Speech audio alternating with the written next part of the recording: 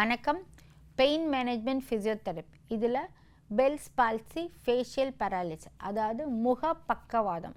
முகப்பக்கவாதம் அப்படின்னா முகத்தின் ஒரு பகுதி, ஹாஃப் ஆஃப் தி பகுதி, either right side or left side வேலை செய்யாமல் போகிறது.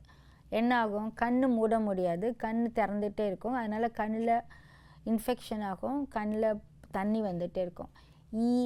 எதுவுமே பண்ண முடியாது. காதில் வலி இருக்கலாம். முகம் இப்படி புருவத்தை இப்படி தூக்கி இப்படிலாம் பண்ண முடியாது. விசில் அடிக்கணும்னா விசில் அடிக்க முடியாது. அதனால் என்ன ஆகும்? அவங்களுக்கு முகம் ஃபஸ்ட்டு கோணல் ஆச்சுனாலே பார்க்குறவங்களாம் என்ன முகம் என்னாச்சு அப்படிம்பாங்க. ஸோ முகம் வேலை செய்யாமல் போய்டும். தண்ணி குடிக்க முடியாது, சாப்பிட முடியாது. அப்படியே சாப்பிட்டாலும் போய் அது அந்த இடத்துல இது பண்ணும். பேசுகிறது புரியாது. கண் மூட முடியாதனால கண்ணில் இன்ஃபெக்ஷன் ஆகிடும். நைட்டில் கண்ணே திறந்துருக்கனால கிருமிகள் இன்ஃபெக்ஷன் ஆகிறதுக்கு சான்ஸ். கண்ணிலேருந்து தண்ணி வந்துகிட்டே இருக்கும். ஸோ வலி இருக்கும், பிடிப்பு இருக்கும். ஸோ இதெல்லாம் ஃபிசியோதெரப்பியில் சரி பண்ண முடியும். First facial palsy, Bell's palsy அப்படின்னா என்னன்னு பார்ப்போம். முகப்பக்கவாதத்தில் 2 விதமான இருக்குது. ஒன்று முகத்துக்கு மூளையிலேருந்து வர்ற 7வது நரம்பு, ஃபேஷியல் நரம்புன்னு இருக்குது. அது மூளையிலேருந்து இந்த காது இருக்குல்ல, இந்த இடத்துல வெளியில் அது 3ஆக பிரிஞ்சு முகம் ஃபுல்லாக சப்ளை. ரைட் சைடில் ஒன்று, லெஃப்ட் சைடில் ஒன்று. இதுதான் 7வது நரம்பு, பேர் தான் ஃபேஷியல் நர்வு. இது மோட்டார் நர்வ். மோட்டார் நர்வுங்கிறது என்னென்னா மூளையிலேருந்து வர டைரக்ட் நர்வ்ஸு மூளையோட கண்ட்ரோலில் இருக்குது. அதுதான் ஃபேஷியல் நர்வுங்கிறது. ஸோ இந்த ஃபேஷியல் நர்வ் அஃபெக்ட் மூளை லெவலில் அஃபெக்ட் ஆனால் ஃபேஷியல் பேராலிசிஸ் சொல்லுவாங்க.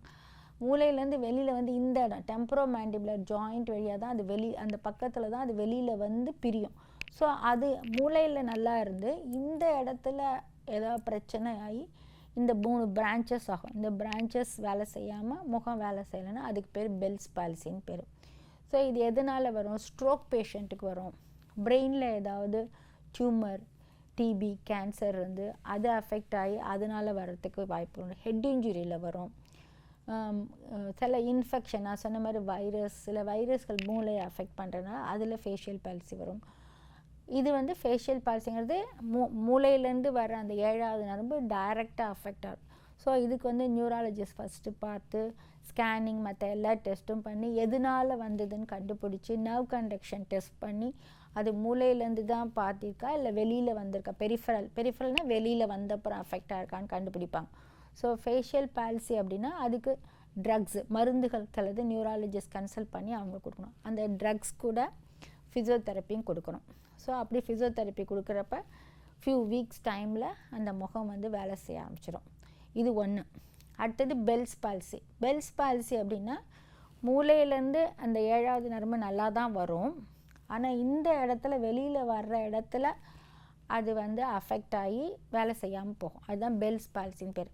இந்த பெல்ஸ் பால்சி எதனால் வரும் அப்படின்னா நிறைய காரணங்கள் இருக்குது. சீசனெல்லாம் வரும். அதாவது ரொம்ப மழை, ரொம்ப குளிரான இடத்துக்கு போகிறோம்.